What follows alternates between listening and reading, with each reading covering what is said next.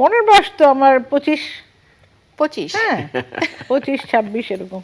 আচ্ছা, 25-26কে নির্বাচন করার পেছনে কারণ কি?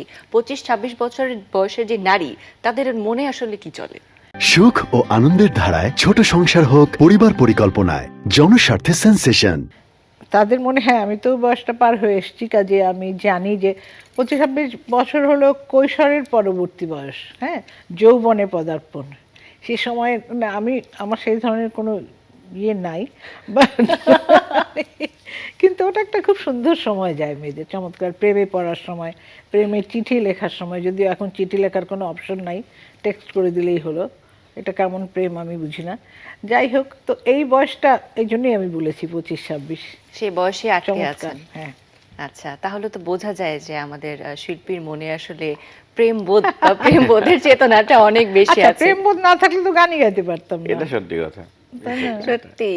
আর গানেও তো আসলে আপনার সেই প্রেম বোধের চেতনাটা আমরা যুগে যুগে অনেক গানে আসলে আমরা পেয়েছি, এবং সেই গানগুলো এখনো আমরা এত ভালোভাবে গ্রহণ করি।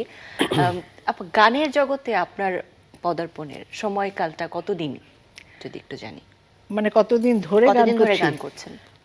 মানে অনেক বছর, কারণ আমার প্রফেশনালি যদি বলি, আমি স্বাধীনতার পরে 75-এ আমি প্রফেশনালি টেলিভিশন রেডিওতে একসাথেই শুরু করেছি গান গাইতে। তো তখন থেকেই এ পর্যন্ত চলছি। আর যদি বলো গান কখন থেকে গাইছি, তো আমি 5 বছর বয়সে প্রথম স্টেজে উঠেছি, একটা টেবিলের উপর দাঁড়িয়ে গান করেছি। তো এগুলো শুরু হয়েছে অনেক আগে, অনেক আগে থেকে শুরু হয়েছে, কিন্তু জন্মের পর প্লেব্যাক থেকেই। শুরু হয়েছে তার অনেকটা পরে। প্লেব্যাক শুরু হয়েছে ওই তো 75-74-এ। কিন্তু একসময় তো আপনি রবীন্দ্রসঙ্গীত, নজরুল সঙ্গীত দুটোর ক্ষেত্রেই চর্চা করেছেন, এবং সেক্ষেত্রেও আপনার শিখেছি। পারদর্শিতা ছিল। কিন্তু পরবর্তীতে পারদর্শিতা ছিল কিনা জানি না, চেষ্টা করেছি শিখতে আর কি। কিন্তু পরবর্তীতে আসলে আপনি দর্শক প্রিয়তা পেয়েছেন আধুনিক গানে এবং আধুনিক গানে। প্লেব্যাকের মাধ্যমে আসলে হ্যাঁ, চর্চাটা। হ্যাঁ, হ্যাঁ।